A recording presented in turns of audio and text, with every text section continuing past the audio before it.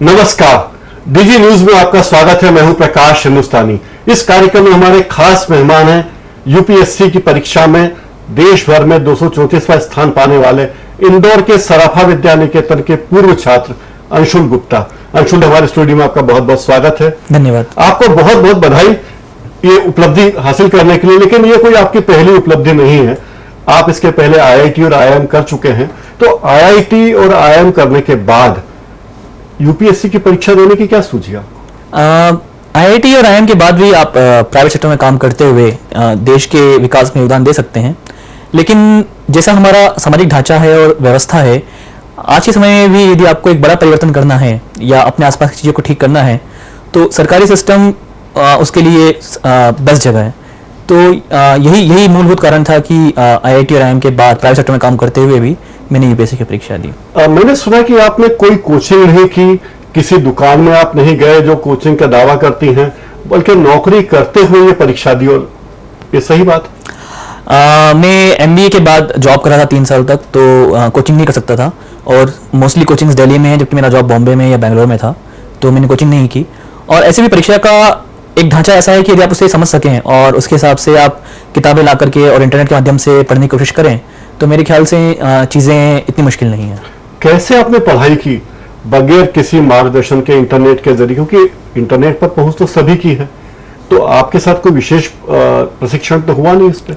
क्या किया आपने? या आप में जन्मजात गुण है कि आप आईआईटी में भी सिलेक्ट हुए, आईआईएम में सिलेक्ट हुए, स्कूल में सराफा विद्या निकेतन में थे तो वहां पे आप अव्वल आते रहे, तो क्या क्या खूबी क्या रही आप? नहीं, मतलब मैं तो बस ये कहूँगा कि आपको हार्डवर्क करना होता है, लेकिन एक स्मार्ट हार्डवर्क होता है। तो अगर आप वो करें, आप पिछले सालों के पेपर्स देखें, किस तरह के प्रश्न आ रहे हैं, समसामयिक घटनाक्रम पे ध्यान रखें और उस हिसाब से आप सिलेक्टिव पढ़ाई करें तो आप एक जो महाजाल है इंटरनेट का, उसमें भी आप अपने काम की चीज़ निकाल सकते हैं। तो मेरे ख्याल से वो चीज़ काम आती है। समुद्र में से सीप और मोती ढूंढना जैसा है। हाँ, वही बात है। तो वो कोशिश आपको करनी होती है। इस सब में आपके परिवार का क्या योगदान रहा? आपके पिताजी का, आपकी माँ का, भाई का, बहन का क्या योगदान था उनका? बहुत बड़ा अपने परिवार के बारे में बताइए। आपके पिताजी क्या करते हैं? मेरे पिताजी इंदौर में ही सेल्स डिपार्टमेंट में काम करते हैं और मेरी मॉम एक गृहिणी है। 2 दीदियां हैं जो इंदौर में ही शादीशुदा हैं और सेटल्ड हैं। तो परिवार की तरफ से मुझे प्रोत्साहन मिला, न सिर्फ यूपीएससी के लिए बल्कि इसलिए कि जो भी आप जीवन में करें उसमें अव्वल रहें और उसमें अपना 100% दें। तो उनकी तरफ से ये रहा कि आप भले एमबीए करें, इंजीनियरिंग करें या यूपीएससी करें, लेकिन अपना 100% दें। तो मुझे लगता है कि वो हमेशा एक अच्छा करने की चाह बहुत महत्वपूर्ण रही। आपका रैंक 234वां है, उसमें आपको कौन सा क्या मिलने की संभावना है? क्या पद आपको मिलेगा? मुझे पुलिस सर्विस मिल सकता है और मैं आशावादी हूँ कि मुझे एमपी कैडर मिल जाएगा। आपने आईआईटी किया है, आईआईएम किया है और अभी आप एक अंतर्राष्ट्रीय कंपनी में कार्य करते हैं, मल्टीनेशनल में काम करते हैं, तो आपको इकोनॉमिक सर्विस की ओर जाने का रुझान नहीं है? इकोनॉमिक सर्विस जाने का रुझान मतलब एक आप अगर देखें तो सीधा कनेक्शन बनता है, लेकिन जो हमारे आसपास का समाज है वहां पर अगर आप पुलिस में हो या एडमिनिस्ट्रेशन में हो तो आप एक ज़्यादा परिवर्तन ला सकते हैं। और वही एक मूलभूत सोच रही है कि आप इकोनॉमिक सर्विस के बजाय पुलिस या एडमिनिस्ट्रेशन को ज़्यादा प्रेफर करेंगे। इसलिए तो नहीं कि ये पद ज्यादा मलाईदार माने जाते हैं? नहीं, मैं प्राइवेट सेक्टर में भी विद गॉड्स ग्रेस एक अच्छे पे पैकेज का हकदार हूँ और एक्चुअल में मैं काफ़ी पे कट लेकर के गवर्नमेंट जॉब में आऊँगा। तो मेरे लिए पैसा या मलाई कभी मोटिव नहीं रहा है। रादर इम्पोर्टेंट ये रहा है कि आप जो कर रहे हैं उससे आपको संतुष्टि मिल रही है कि नहीं मिल रही है। इतने टेक्निकल ज्ञान आपने प्राप्त किया, इतना मैनेजमेंट का ज्ञान पाया, आईआईटी खड़गपुर से आपने किया, आईआईएम से किया, लाखों रुपए सरकार ने खर्च किया आपकी पढ़ाई पर, आईआईएम पर, आईआईटी पर, और आप वो सब छोड़कर शासकीय सेवा, ये तो आप ऑलरेडी बीए या बीकॉम करके भी यूपीएससी की परीक्षा दे सकते हैं। देखिए, आईआईटी और आईआईएम में जो आप शिक्षा मिलते हैं उससे आपका आउटलुक बढ़ता है, आप अलग अलग कल्चर के लोगों से मिलते हैं और सबसे महत्वपूर्ण बात है आप में एक वैज्ञानिक तरीके की सोच डेवलप होती है। तो आप किसी भी चीज़ क्योंकि चली आ रही है इसलिए ऐसा करना है, आप उस सोच से बाहर निकलते हैं, हर मुद्दे को, उसकी कमजोरियां, उससे हमें क्या हासिल करना है उस तरह से देखते हैं। तो ये जो दृष्टिकोण होता है ये जीवन में हर जगह काम आता है। दूसरी बात ये है कि आईआईटी और आईआईएम के मेरे दोस्त हैं जो आज एफएमसीजी कंपनीज में साबुन बेच रहे हैं, शराब बेच रहे हैं, फाइनेंशियल कंपनीज में काम कर रहे हैं। तो कितना देश के प्रति योगदान है मैं नहीं कह सकता हूँ। तो और ऐसे भी मैं 3 साल से जॉब कर रहा हूँ, इकोनॉमी में कंट्रीब्यूट कर रहा हूँ। तो आई थिंक कि जो देश ने मुझ पे खर्च किया है उसको कहीं गुना बड़ा करके मैं लौटाने वाला हूँ। बड़ी अच्छी बात आपने कही। देश की सेवा करना चाहते हैं आप। हजारों लोग इस परीक्षा में बैठते हैं, इंदौर से ही बात करें तो हजारों लोग इस परीक्षा में बैठते हैं।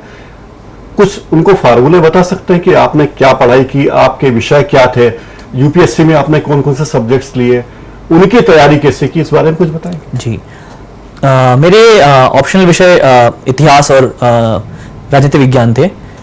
तो बेसिकली अगर आपका इंजीनियरिंग बैकग्राउंड भी है तो उसके बाद भी यूपीएससी का पैटर्न कुछ ऐसा है, स्केलिंग और अन्य कारणों से, कि अनटिल अनलेस आप बहुत श्योर हो कि आप इंजीनियरिंग में अच्छा करेंगे, I would advise against taking engineering subjects. इतिहास या पबैड या ज्योग्राफी या पॉलिटिकल साइंस के लिए आप दिल्ली आ सकते हैं, कोचिंग कर सकते हैं। लेकिन अगर आप इंदौर में हैं तो मैं कहूँगा कि आप पिछले 10 वर्षों के प्रश्न पत्र देखें, क्या प्रश्न आ रहे हैं, कौन सी थीम्स अभी उभर के आ रही हैं, और कौन से टॉपिक सिलेबस के ऐसे हैं जो आपके करंट अफेयर्स से सीधा संबंध रखते हैं, उन पे आप ध्यान दें। और दूसरा, भले ही आप 2 या 3 किताबें पढ़ें लेकिन अपना दृष्टिकोण डेवलप करें, बजाय एक किताब का रटा रटाया उत्तर लिखने के। यदि आप अंत में अपना दृष्टिकोण लिखते हैं तो मेरे ख्याल से परीक्षक पे उस चीज़ का असर पड़ता है। आपके लिए अपेक्षित था, ये अपेक्षा थी आपको कि आपका सिलेक्शन होगा? हाँ, पेपर इस बार अच्छे हुए थे और मुझे लगता है कि सिस्टम काफी ट्रांसपेरेंट है, तो I was hoping for a rank. नौकरी करते हुए आपने ये परीक्षाएं दी, आपके मन में कभी आया कि अगर आप नौकरी नहीं करते होते और कहीं कोचिंग करते होते तो शायद टॉप 10 में या टॉप 5 में आ पाते? निश्चय ही, अगर आप ज्यादा समय देंगे किसी चीज को तो परिणाम बेहतर मिलेगा। तो हाँ, वो बात थी, लेकिन I had my financial constraints, तो इसलिए मुझे जॉब करना था। आप दोबारा, अभी आपके पास एक चॉइस और बची है, आईएएस आपका लक्ष्य हो सकता है, तो क्या आप दोबारा इस परीक्षा में बैठेंगे? अभी तो फिलहाल यही सोच है। मान लीजिए आपकी पोस्टिंग हो जाती है और तब भी आप परीक्षा देंगे? हाँ, तो जिस तरह मैं प्राइवेट जॉब करते हुए भी परीक्षा दे पा रहा था, मेरे ख्याल से ये जॉब करते हुए भी 1 हफ्ते या 10 दिन की छुट्टी लेकर के मैं परीक्षा दे सकता हूँ। शुरू से आपका रुझान था इस सेवा की ओर, यूपीएससी की ओर? हाँ, मतलब इवन जब मेरा आईआईटी में सिलेक्शन हुआ था तो मैं चाहता था कि सिविल सर्विस में जाऊँ। मुझे लोगों ने कहा कि यदि आपको सिविल सर्विस में जाना है तो आप आईआईटी दिल्ली या आईआईटी कानपुर जाइए, क्योंकि वहाँ पे इस चीज़ का माहौल है। लेकिन मुझे अच्छी ब्रांच खड़गपुर मिल रही थी, इसमें खड़गपुर चला गया। लेकिन एक सामान्य मध्यम वर्गीय परिवार के व्यक्ति के लिए कैरियर सिक्योरिटी बहुत ज़रूरी होती है। जैसा कि आपने कहा, सिविल सर्विसेज में लाखों लोग बैठते हैं, कुछ ही लोगों का होता है। तो यदि आप अपना एक कैरियर छोड़ करके इसमें लगे रहें और आपका ना हो तो आप एक बहुत विकट परिस्थिति में फंस सकते हैं। तो इसीलिए पहले मैंने मेरा कैरियर सिक्योर किया और उसके बाद इस तरफ प्रयास किया।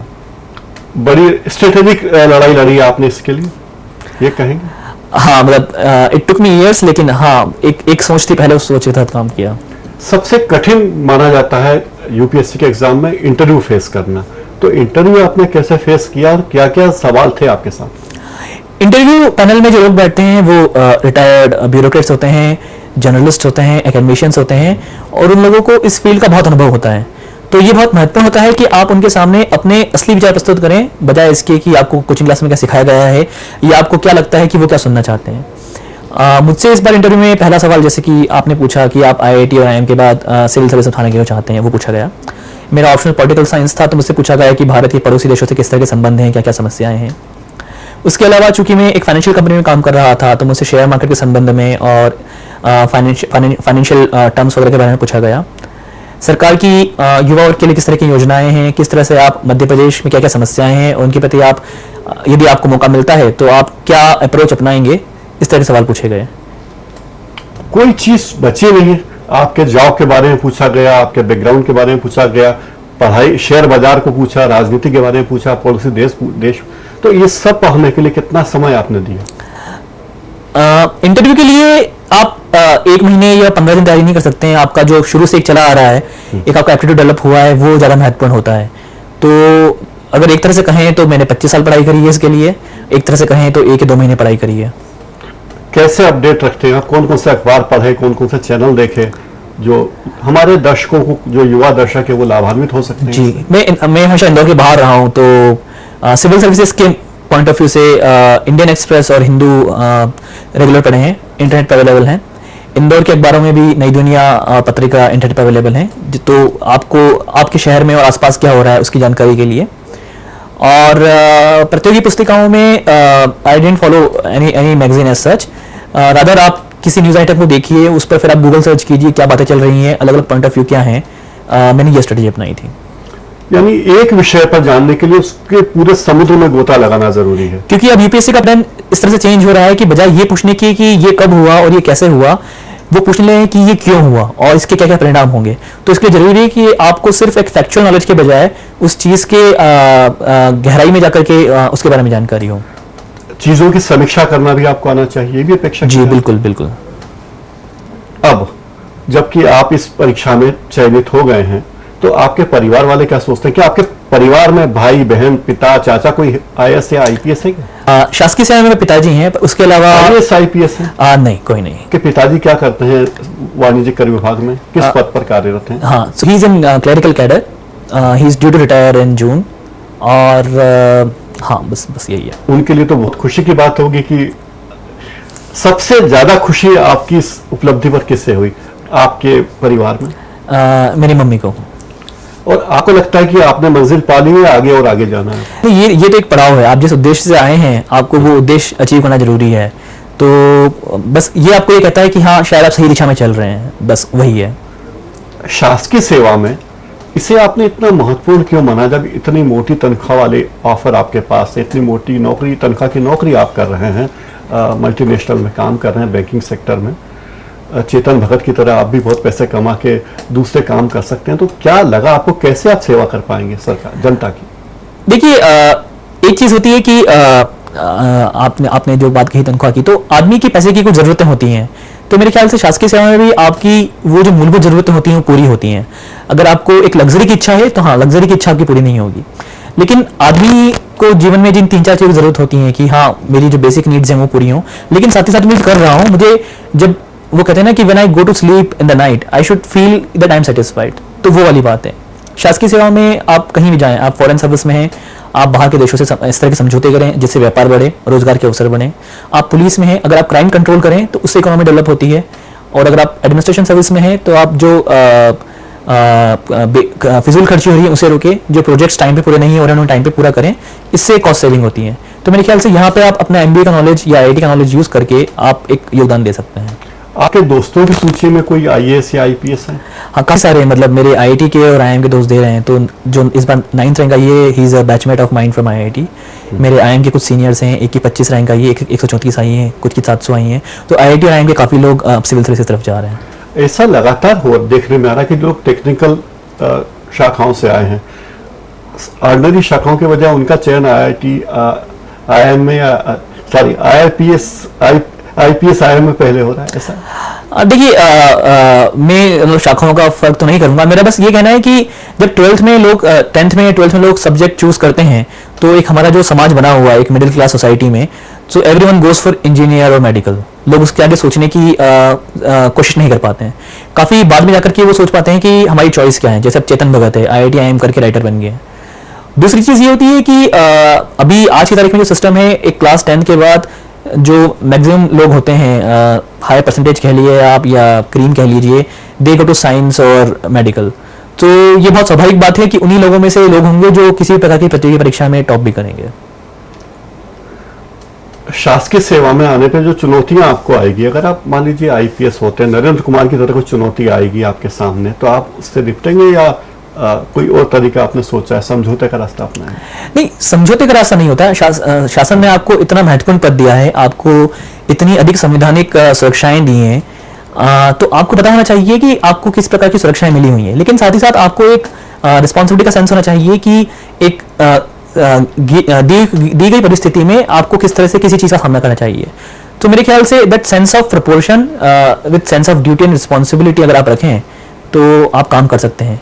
बाकी तो हम सभी मानव हैं, तो गलतियां होने की संभावना बनी रहती है। अंशुल जी, इन पदों पर बहुत ज्यादा राजनीतिक दबाव काम करते हैं, ऐसा कहा जाता है, तो कैसे निपटेंगे आप इन दबावों से? देखिए, मैं प्राइवेट सेक्टर में काम किया हूँ लंबे समय तक, तो दबाव जीवन में हर जगह होता है।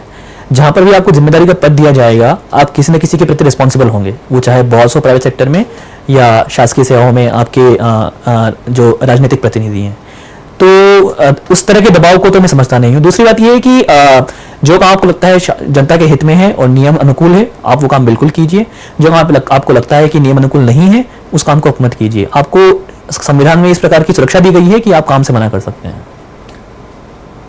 आगे जाके आपकी क्या योजना है? शासकीय सेवा में आप जाएंगे और कोई और योजना आपकी? आमतौर पर लोग शासकीय सेवा में जाते हैं, कुछ साल शासकीय सेवा में बड़े पदों पर काम करते हैं और फिर नौकरी छोड़कर फिर प्राइवेट सेक्टर में चले जाते हैं। अभी हाल तो इस तरीके की सोच नहीं है मेरे ख्याल से। इतना कुछ करने के लिए एक बार आप शासकीय सेवा में जाएं उसके लिए, तो उसके लिए कुछ वर्ष भी कम लगेंगे मुझे, तो मेरे ख्याल से अभी फिलहाल तो इस तरह की कोई योजना नहीं है। ऐसा क्या कारण है कि बिहार और झारखंड के लोगों की संख्या बहुत ज्यादा है यूपीएससी के एग्जाम क्लियर करने वालों में और दूसरे राज्यों की कम है? ऐसा क्या है वहाँ? आपने बहुत प्रासंगिक प्रश्न पूछा है। मतलब मध्य प्रदेश के लोग असल में बहुत कम है। मतलब मध्य प्रदेश कैडर में पद खाली रह जाते हैं और बाहर के प्रदेशों में मध्य प्रदेश के ऑफिसर्स हैं ही नहीं। मेरे ख्याल से एक कारण ये है कि हमारे यहाँ एक शुरू से ही एक प्राइवेट सेक्टर के जो जॉब्स हैं वो काफ़ी डेवलप हैं। जो बिहार झारखंड में ये होता है कि हर एक आदमी को लगता है कि सरकारी सेवा ही एकमात्र तरीका है जीवन में आगे बढ़ने का और कुछ नहीं। हमारे यहाँ पे वो सोच नहीं है। और दूसरा एक प्रॉपर गाइडेंस या एक प्रॉपर जो इकोसिस्टम होता है उसका अभाव है। तो मेरे ख्याल से ये दो मूलभूत कारण है कि क्यों मध्य प्रदेश के लोग शासकीय सेवाओं में कम हैं। स्टिल आप ये बिलीव करते हैं कि यहाँ के लोगों की इच्छा शासकीय यूपीएससी में जाने की कम है और निजी सेक्टर में जाने की है? ऐसा वाकई आप सोचते हैं? मतलब जो यहाँ के लोगों में टैलेंट कम है? नहीं, टैलेंट की बात तो मैं नहीं मान सकता, क्योंकि मैंने खुद ने देखा है कि इंदौर के आईआईटी के और इवन इंदौर से जिन लोगों ने बीई किया है, बीएससी किया है, जब भी वो लोग दिल्ली में, बॉम्बे में, बैंगलोर में या इवन यूएसए गए हैं, अपने आप को अन्य लोगों के बराबर ही परफॉर्म किया है। लेकिन उसके लिए मे बी यहाँ से निकलना या एक प्रॉपर इकोसिस्टम में जाना या प्रॉपर गाइडेंस मिलना बहुत जरूरी होता है। तो मेरे ख्याल से मूलभूत कारण ये है कि इकोसिस्टम की गाइडेंस की कमी है, टैलेंट की कमी है, ऐसा मैं नहीं मानता। यहाँ के लोगों में भूख कम है ऐसे पदों पर जाने के लिए? हाँ, एक जो आप किलर इंस्टिंक्ट जिसे कहते हैं, एक मानक क्षमता जिसे कहते हैं, शायद उसका कुछ अभाव है। आपने वो क्षमता कैसे हासिल की? जैसे शुरू से आपने देखा आपके पिताश्री शासकीय सेवा में है, आपके मन में इच्छा ही होगी कि मैं भी ऐसा बड़ा अधिकारी बनूंगा। क्या आप में वो मारक क्षमता थी? मैं कहूँगा वही बात होती है, आप इकोसिस्टम की बात होती है। तो जब मैं आईआईटी में पहुंचा, मैंने देखा कि काफी लोग हैं जो आपसे भी अधिक टैलेंटेड हैं, तो उससे आपको एक मॉडेस्टी आती है कि चीज़ें आप जानते हैं वही सब कुछ नहीं, उसके आगे भी होती हैं। प्राइवेट सेक्टर में रहा तो मैंने देखा कि लोग मेरिट के बेसिस पे आगे बढ़ते हैं, लोग दिन रात मेहनत करते हैं। तो ये जो पूरा वातावरण होता है, इससे आपको एक प्रेरणा मिलती है कि अगर आप भी कोशिश करें तो आपके पास आगे बढ़ने के अवसर हैं, और अगर आप आगे बढ़ें तो असल में आपको काफ़ी अधिक लाभ मिलेगा। तो मेरे ख्याल से एक इकोसिस्टम और इस तरह का एक वातावरण मिले, वो बहुत ज़रूरी होता है। यूपीएससी में सेलेक्ट होने के बाद अब आपकी जब नियुक्ति होगी तो स्टेट वाइज कैडर बांटे जाते हैं, तो आप किस कैडर में जाएंगे? मध्य प्रदेश पसंद करेंगे या और कोई राज्य? मेरी पहली प्रेफरेंस मध्य प्रदेश ही है। मध्य प्रदेश में आप क्या करना चाहेंगे? आपको लगता है यहाँ तो कानून व्यवस्था बहुत अच्छी है, ऐसा लगता है नहीं? जब मैं छोटा था, मैंने बचपन इंदौर में बिताया, तब से लेकर अब तक में तो कानून व्यवस्था बिगड़ी है। मैं कहूँगा आज की तारीख में चोरियाँ या अपहरण या बैंक डकैतियाँ जितनी इंदौर में हो रही हैं, मैं जब छोटा था तो नहीं होती थी। तो यदि हम बिहार झारखंड से कंपेयर करें तो बड़ी अच्छी बातें हाँ अच्छी हैं, लेकिन हम बिहार या झारखंड से कंपेयर क्यों करें? हम गुजरात से या गोवा से या जो राज्य अच्छे हैं उनसे कंपेयर क्यों ना करें? आप हमारे स्टूडियो आए, हमसे बातचीत की, आपका बहुत बहुत धन्यवाद विशुल जी। और विश्वास है कि अब जब आप शासकीय सेवा में जाएंगे, आईपीएस अधिकारी बनेंगे और आपकी नियुक्ति इंदौर में होगी तो अपराध कम होंगे, या मध्य प्रदेश में जहां भी होगी तब अपराध कम होंगे। आप निरंतर तरक्की करें, हमारी शुभकामनाएं। धन्यवाद। न्यूज मेकर्स में फिलहाल इतना ही।